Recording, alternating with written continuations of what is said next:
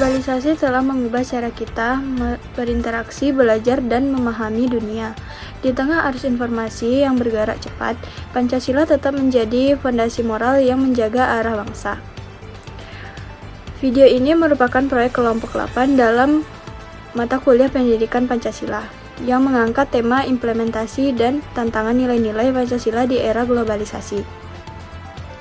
Melalui penjelasan dan refleksi singkat ini, kami ingin mengajak kita semua untuk memperkuat karakter dan tanggung jawab sebagai generasi muda yang hidup di era digital. Mari kita telaah sila pertama, yaitu ketuhanan yang Maha Esa.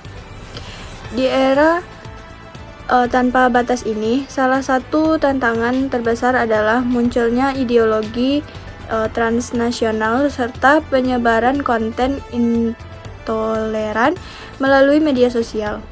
Fenomena ini dapat mengancam kerukunan dan harmoni antar umat beragama di Indonesia. Implementasi yang dapat kita lakukan sebagai mahasiswa adalah menjadi agen perdamaian digital. Kita perlu bersikap kritis terhadap informasi yang kita terima, khususnya di tengah budaya post-trust, dan memastikan kebenaran konten keagamaan. Menjaga toleransi, menghargai perbedaan keyakinan, dan memanfaatkan ruang digital sebagai sarana saling menghormati adalah wujud nyata dari pengalaman sila pertama. Kita beralih ke sila kedua, yaitu kemanusiaan yang adil dan beradab.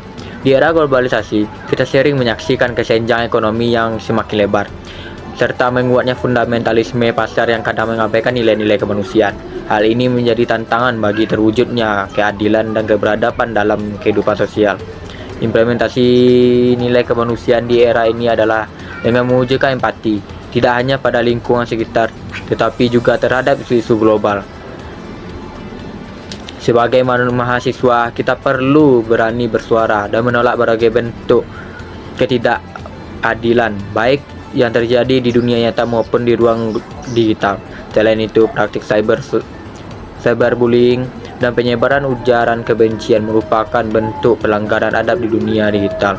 Pengalaman sila kedua menuntut kita untuk menjaga kesopanan dan menghormati martabat orang lain setiap interaksi online.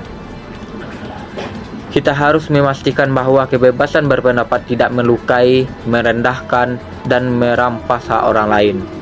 Inilah perwujudan karakter peradaban yang sejati di tengah perkembangan teknologi.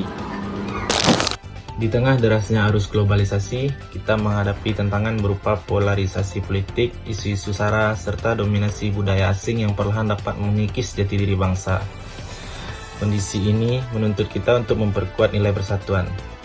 Implementasi sila ketiga tercermin melalui karakter cinta tanah air yang dibarengi semangat gotong royong, baik dalam kehidupan sehari-hari maupun di ruang digital. Meskipun secara fisik kita terpisah jarak, semangat gotong royong tetap hadir melalui kolaborasi tim kita yang berasal dari berbagai daerah. Inilah bentuk nyata bahwa persatuan dapat diwujudkan meski berbeda latar. Selain itu, kita dapat menunjukkan rasa cinta tanah air dengan mendukung produk lokal, mempromosikan karya anak bangsa, serta melestarikan budaya daerah masing-masing. Di media sosial, kita memiliki peran penting untuk menyebarkan konten yang mempersatukan, bukan memecah belah, agar semangat persatuan Indonesia tetap kuat di tengah keberagaman. Baiklah, kita masuk ke sila keempat, kerakyatan yang dipimpin oleh hikmat kebijaksanaan dalam permusyawaratan dan perwakilan. Tantangan terbesar di era digital adalah masifnya hoaks serta pengaruh opini yang tidak bertanggung jawab, yang dapat mengganggu proses musyawarah dan pengambilan keputusan publik yang sehat. Akibatnya, kebebasan berpendapat yang seharusnya bersifat logis dan saling menghargai, seringkali berubah menjadi subjektivitas berlebihan dan bahkan ujaran kebencian. Implementasi sila keempat menuntut kita untuk mengembangkan karakter berpikir kritis dan bijaksana. Sebagai generasi muda, kita perlu menjadi pemilih yang cerdas dan peserta diskusi yang rasional. Kita harus menolak penyebaran informasi palsu, mengutamakan sertifikasi, dan mempraktikkan musyawarah dalam menyelesaikan masalah bersama. Inilah bentuk nyata dari kedaulatan rakyat yang berlandaskan hikmat kebijaksanaan. sila terakhir adalah keadilan sosial bagi seluruh rakyat Indonesia. Salah satu tantangan global yang masih kita hadapi adalah ketimpangan akses terhadap teknologi, informasi, dan pembangunan, terutama di daerah-daerah terpencil. Selain itu, dominasi kelompok tertentu dalam mengelola sumber daya dapat menimbulkan kesenjangan yang semakin melebar.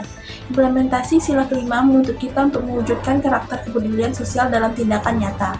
Sebagai generasi muda, kita perlu mendukung kebijakan yang berpihak pada rakyat kecil, memperkuat UMKM lokal, dan memastikan bahwa setiap warga negara mendapatkan kesempatan yang setara untuk berkembang. Perjuangan untuk keadilan sosial bukan hanya tugas pemerintah, tetapi juga kontribusi kecil yang kita lakukan dalam kehidupan sehari-hari. Sebagai refleksi dari kelompok 8, kami memahami bahwa nilai-nilai Pancasila bukan sekedar teori, melainkan pedoman hidup yang dinamis dalam menghadapi tantangan zaman. Pesan moral kami sederhana, jadilah generasi yang berpegang teguh pada Pancasila, generasi yang kritis, kolaboratif, dan menjunjung tinggi persatuan demi terwujudnya Indonesia yang adil dan makmur.